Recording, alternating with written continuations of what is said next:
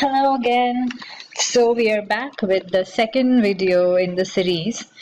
Today in this video, I will be discussing the third case study that came in GS4 ethics paper in the current year, 2018. The mains paper we're talking of here. The approach will remain similar to what we did in the previous video where I discussed case study 1 and 2. I would urge you to see that video once before coming to this and the subsequent videos where we'll be discussing the remaining case studies. That will actually help you understand what we are doing here. So let's start with it. The third case study, I would request you again to pause the screen and see the question, the case study that is, or if you already have a printout or somewhere the case with you, just please go ahead and read it. I will not spend time on reading through the case study. The case study is about a state where there is prohibition in force on liquor consumption that has led to illicit liquor production and subsequent fatalities. This is a law and order problem that has not been tackled so well. So far, the arrest rates that have been made have not really yielded any particular results. If you would remember, something like this happened in the huge tragedy after Bihar imposed prohibition of liquor in their state in 2016. Also, multiple other cases of a smaller scale have also been reported from multiple states. So illicit liquor is actually a problem which is rampant in probably, I won't say rampant, but that is prevalent in states where particularly prohibition has happened. So it's kind of a current issue. In case you know about it, you might be able to solve it better. I'm just giving an overview for you to actually go through it once, because since this was pretty much in news in 2016 and it has appeared now in 2018, so you never know what UPSC comes up with again. Okay, so coming down to how do we solve the case, I discussed the 5-pillar framework in detail in video 1. So I will not be going through the details of it once again. However, in this case also, we will implement the same framework. So most of the cases that you will come across, as I mentioned earlier, will be using exactly the same framework. So you don't need to really deviate so much. And you don't even need to deploy too much of a thinking if you have actually become accustomed to using this framework. I'll show you again how. This is the third case I'm doing using it. So you can imagine that it is very easy to use. Okay. So the first part of the pillar is writing out the facts of the case. That's how you will start answering the question. And as I said earlier as well, that this shows that you are able to at least understand broadly what is being discussed in the case. It gives an impact to the examiner that you are understanding what probably you're going to write. So the key facts about the case are that, there is production of illicit liquor production, and a problem of illicit liquor production and consumption in a prohibited state leading to deaths. Then there have been police action through raids, arrests, trials, but no concrete results, and the problem has still persisted. It is very severe in districts which are especially economically, educationally, and industrially backward, and are also facing community clashes. So you see there are multiple problems that are being highlighted. So it shows that you are sensitive to understand that there is a problem like that. The key stakeholders, this is the second pillar of our case, identifying the key stakeholders. And as I said earlier as well, that this step we need to show that if you identify the key stakeholders involved in your analysis of the case, you may actually have them in the background and you will be thinking from their point of view as well while solving a case. That's exactly what happens in a real life situation. You're better able to analyze only when you are able to visualize it from multiple angles. So in your analysis, you just give it upfront that I understand these are the people involved in it. So in this case here, since you are the public superintendent, obviously you are a key stakeholder. The liquor producers that are there, the consumers, the families that are affected due to the deaths that have taken place, then the district and state authorities that are running prohibition and yet they are facing the problem of liquor production as well as consumption. Coming to the third pillar, which is, this happens to be an important pillar if you're able to nail that ethical dilemma here, then you can probably create a direct impression even before the analysis, because you are understanding what are you trying to address in the problem. So the first part is that the first dilemma, and obviously there will be multiple dilemmas in a case. It can't just be one question that you're trying to answer. So first is liquor provides livelihood to the district, and a harsher punishment may not change the status quo, because if people don't have their livelihood, they're any which ways not surviving. So they might as well do something. If left unchecked, innocent people may die. So the problem here is you have to clearly show that you can't be too strict in terms of the punishment, because people will not survive. But if you do not do anything about it either, then innocent people might die. Then should the community face the punishment for the lack of action by the government? They are actually economically, industrially backward people. They have no other means to survive. And since they have been neglected for a very long period, should they actually be bearing the brunt of all the punishment that will be, put on to them? So here you have outlined clearly that the kind of dilemma that is there in the case. Now we'll come down to the fourth pillar, where we will analyze different options that exist. Oh, there's a fourth one as well, I'm sorry.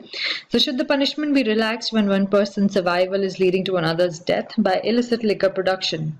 You may or may not actually have 4 or 5 ethical dilemmas. I would say that, ideally try and keep it to 3, because you may not have a lot of time to analyze the case otherwise.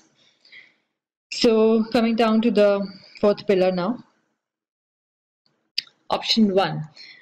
So the first option that we'll analyze is that the SP will suggest that they become stricter by requesting additional force, let's say from outside districts or even special forces, to eradicate all point of produce and point of sale of illicit liquor and bring people to justice. This is like a no tolerance policy, because state is under prohibition. You will act hard because you don't have a choice right now. Things are not getting into control. So that is a plausible option. The pros in it. Non-availability of illicit liquor will stop related deaths, obviously. So the situation will, thoroughly come under control. The people of the district may look for other options of gainful employment. If they are not left with the option of producing illicit liquor, they might actually look out for other options that are around, like maybe work as house help somewhere, or do some, government office work or something like that. The SP as well, he's also a major stakeholder here. So he may get promoted by solving a long pending issue, and may also get a political patronage. So his future might also be set. So this kind of an option is obviously benefiting him as well in a way. The cons. There might be more community clashes due to lack of earning opportunities. Unrest may again increase, because if people don't have money to even survive, they might actually end up fighting with each other to get more money somewhere, somehow. It may also lead to, other sort of crimes like petty thefts or even more. This is not a really long-term solution, because the liquor production may start again once you have, taken the state of emergency out and the special forces go back. So the solution is really not a long-term one. It's again knee-jerk and a short-term solution to just control things at present. There may be deaths again if there are riots in a poverty-laden district, and there will again be a political backlash. So as far as the pros are concerned, there are equal number of cons to the solution. And besides, even if you take the solution, the biggest problem is it's not long-term. So we can't go ahead on this route. Second, continue with the status quo and ensure that the grip is not so tightened that the communities starve in poverty. So in this case, it's more of, be a passive person and maintain the status quo. Do not be too active in punishing. Just let things be the way they are, and maybe things will start settling down. Although this is not that great a solution, and we'll understand why. The pros: The communities may reduce production with continued vigilance, arrest, and raids. So you have to clearly spell out that what you mean to say is that there is police action happening. I mean, as earlier it was happening, there was arrest, raids, jail terms, but uh, there is not any further tightening of it, is what this option is saying. You may obviously have another option with you as well. So these are the options which are very plausible in this case, which we are discussing. So the next is that deaths may decrease with reduced liquor production, because as is, you are still going on with the arrests of people and the conviction might start happening. So once that happens, people might understand that they are being punished. And if it goes on for a long time, people might obviously try and get some other sort of an employment, otherwise they will be put in jail. The cons with this. The problem may again persist, and more deaths with illicit liquor consumption may happen. If further deaths happen, then the SP may get transferred or suspended. Rioting again may increase, leading to unrest in the whole districts if things remain unaltered, because there is any which ways rioting, and if the status quo is maintained, things are not compelled to really change. There might also be further cons in this, like there can be, political backlash if any other further killing, not killing exactly, but any other death happens because of illicit liquor consumption in a state where there's prohibition. So this will not be the option. Third, use of available channels like NGOs, media, community leaders to address concerns of communities, along with vigilance by police to stop liquor production. So as you can clearly see, this is somewhat like a midway solution to the earlier ones that we came up with. What this question is trying to say is, what new approach can you really take? So maybe you have to probably slightly step out of the role of just being the SP of the state and handling the law and order problem, and think of a broader perspective, because this, whatever you do just in the role of an SP, might actually come down to be a very short-term solution unless you plan on thinking about a longer-term perspective. The pros in this is, community leaders can be persuaded through influence in order to stop rioting and liquor-based deaths. This might actually, reduce the rioting that is happening, which is leading to further illicit production. So the cause might be addressed, really. NGOs and media can lobby to local governments about the need for alternative employment like Manrega, irrigation-related, watershed development, etc. So if you're able to leverage the NGOs to get alternative employment, this is obviously the best long-term solution that you can have. And the SP needn't do that. Obviously, he will involve the district administration, but someone has to take the cues and give them the feedback.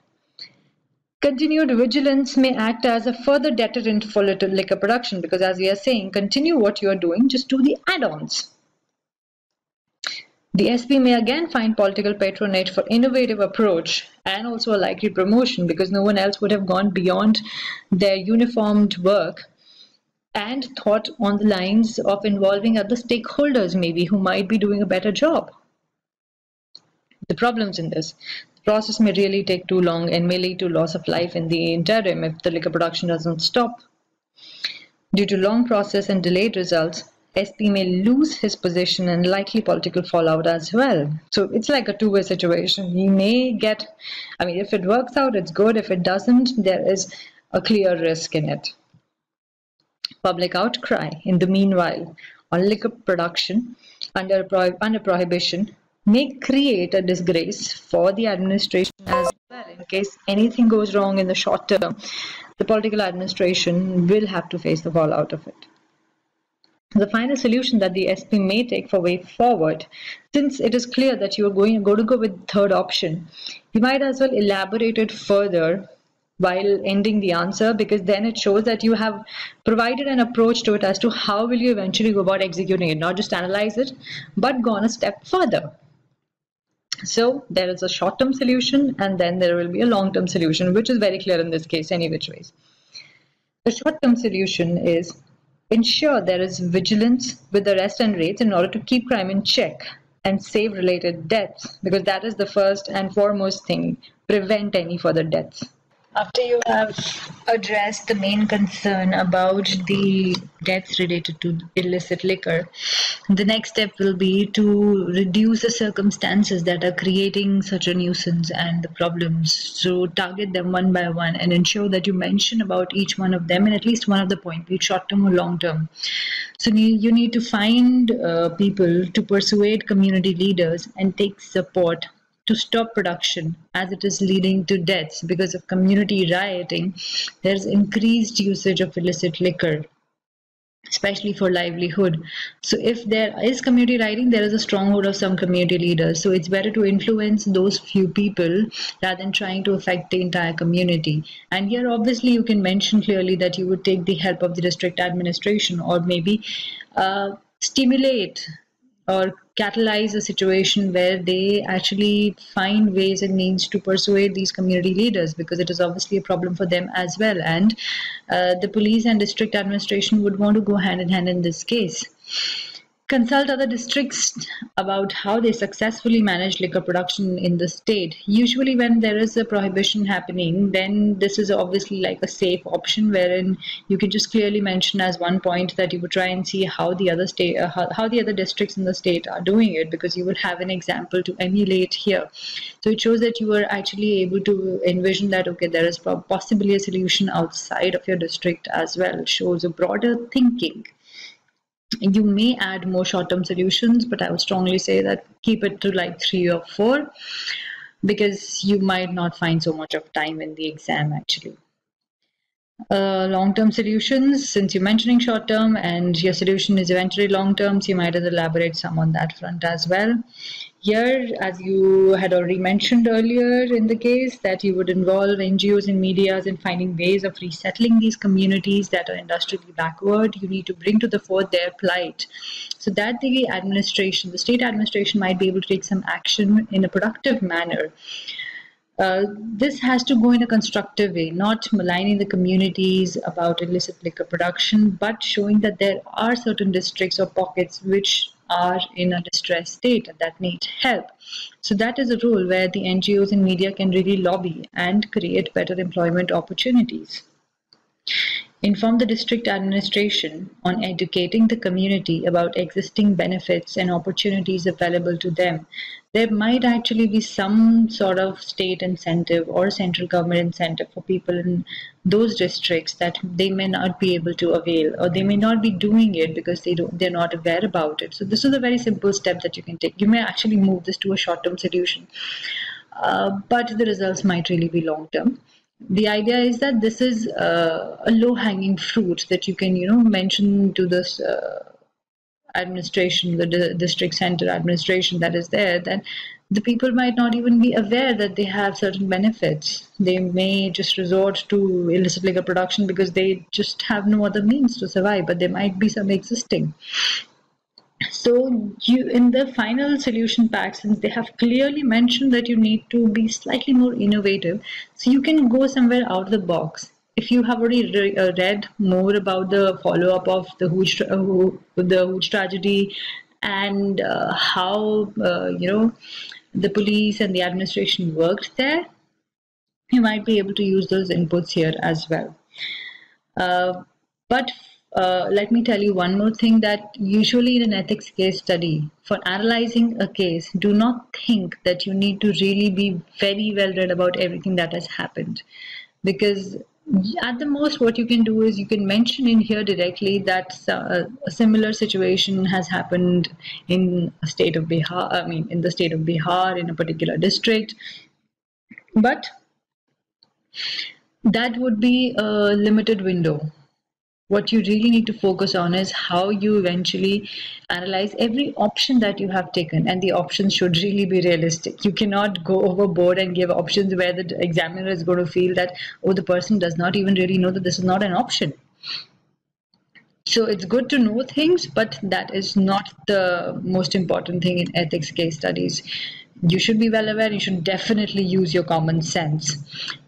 The reason why I'm saying all of this is because it is really easy to crack a case and get very good marks in ethics, especially in the case studies section.